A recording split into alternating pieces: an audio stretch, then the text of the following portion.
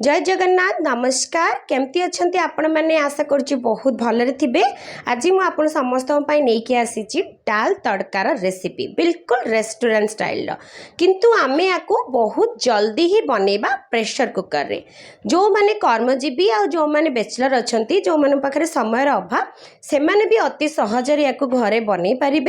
जदि आपण को मोर वीडियोटी भल लगे तो प्लीज मोर चैनल को सब्सक्राइब करदेवे पाखरे जो बेल बटन अच्छी ताको ऑन करदेवे ताकि मोर सबू नुआ नुआ रेसिपी रो नोटिफिकेशन आपण पाखरे पहुँची पारिबो।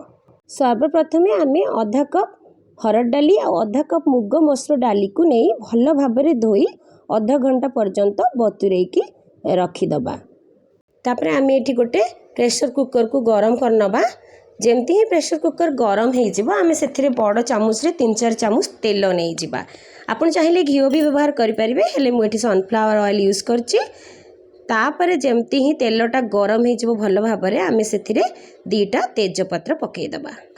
एबे आम गैस आंच को बिल्कुल कम करदबा ए पकईबा 4-5टा गोटा लवंग पकईले डालीर फ्लेवरटा बहुत ही बढ़िया आसीबो।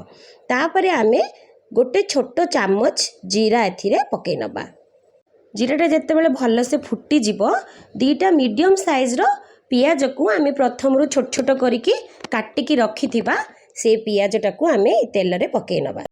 एबे आमे गैस रो आंच को पुणी थरे हाई कर दबा आउ पियाजटा को गोल्डन ब्राउन हेला जाके भाजीबा।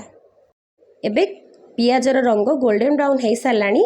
गैस रो आंच को आमे बिल्कुल स्लो करिकी एथिरे पकेबा हाफ टी स्पून हळदी गुंड। हाई फ्लेम रे हाई टेम्परेचर जदि आमे हळदी गुंड पकेबा ताले हळदी गुंडटा जली जिबार बहुत संभावना अछि। तापरे आमे एथिरे पकेबा 1 टेबलस्पून अदा रसुण रो पेस्ट। एमिति धीर आंच रे ही आमे अदा रसुण रो पेस्ट को किछि समय जाके कसी नबा जेमिति कि तार कंचा गंधटा चली जिवो। एबे 2-3 मिनिट हे गलानी पियाज रसुण रो पेस्ट जो आमे पकईथिलु सेटा बढ़िया से कसी हो गलानी। यही समय आमे 2टा मीडियम साइज रो टमाटो छोट छोट काटिकी एथिरे पकईदबा।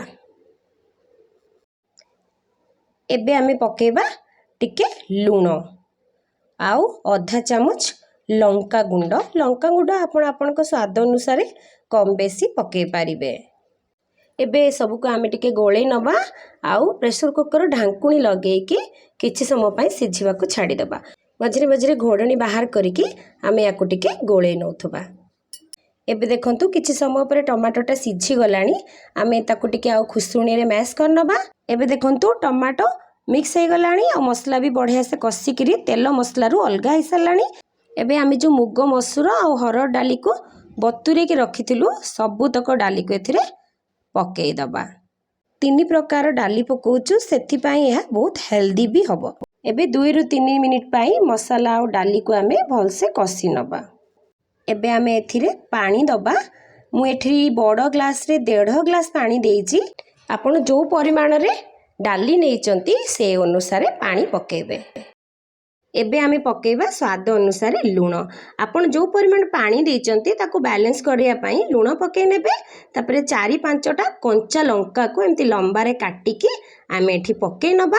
कंचा लंका पकेले डाली रो फ्लेवर आउ टेस्ट बहुत ही बढ़िया आसीबो। तापरे आमे प्रेशर कुकर रो घोड़णी बंद कर दबा आउ फुल आंच रे ही 2टा व्हिसल आसीबा जाके आमे डाली को कुक करिबा। 2टा व्हिसल देला परे आमे गैस को बंद कर देइथिलु आ प्रेशर आपे आपे बाहरिबा पई याकू छाड़ी देइथिलु। एबे देखंतु प्रेशर जमा नाही पूरा रिलीज हो जाइची। एबे आमे ढांकुनी खोली की देखिबा डालीटा केमिति सिझिची। वाओ ये देखंतु डाली एकदम बढ़िया से सिझिकी रेडी हो जाइची। कंसिस्टेंसी भी डाली रो पूरा ठीक अच्छी ना बेसी गाढ़ा हेची ना ही बेसी पतला। या परे आमे पुणी थरे गैस को ऑन करनबा आउ डाली को फुटीबा को दबा। एबे देखंतु डालीटा फुटी आसिलानी। एबे आमे ऊपरु टिके कटा धनिया पत्र पके नबा सबु को भल से गोलेकी आको ओल्हे नबा। एबे आमे डाली रे तड़का पई गोटे तड़का पैन को गरम करनबा। तापर गैस रो आंच को बिल्कुल स्लो करिकी पैन रे आमे 2-3 चामच गुआ घी नहीं जीव गुआ घी देले डालीर फ्लेवरटा बहुत ही बढ़िया आसीबो। जेमती ही घीटा गरम हो आम से पकेबा 1 चामच जीरा, 1 पिंच हेंगू, 4-5 कोला छोट छोट कटा होइथिबा रसुण, 1/2 इंच अदा जहाँ को आम सरू सरू लंबारे काटी नहीं, आधा चामच काश्मीरी लाली लंका गुंड, 2टा सुखिला लंका ताकू आम सब भलसे गोले नबा आम गैस को बंद करदबा। डाली को मुझे गोटे बड़ बाउल रे बाहर कर नहीं थी। एबे या ऊपर आम गरम गरम तड़का को पकई नबा। एबे आम गार्निशिंग पाई ऊपर किछि कटा धनिया पत्र पकई नबा। ये देखंतु रेस्टोरेंट स्टाइल डाली तड़का बहुत सहजरे और जल्दी ही प्रेशर कुकर रे रेडी हो गला।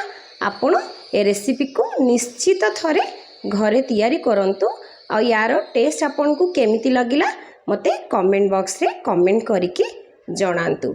एमिति सहजिया और इंटरेस्टिंग रेसिपी देखिबा पई मोर चैनल को सब्सक्राइब कर दियंतु।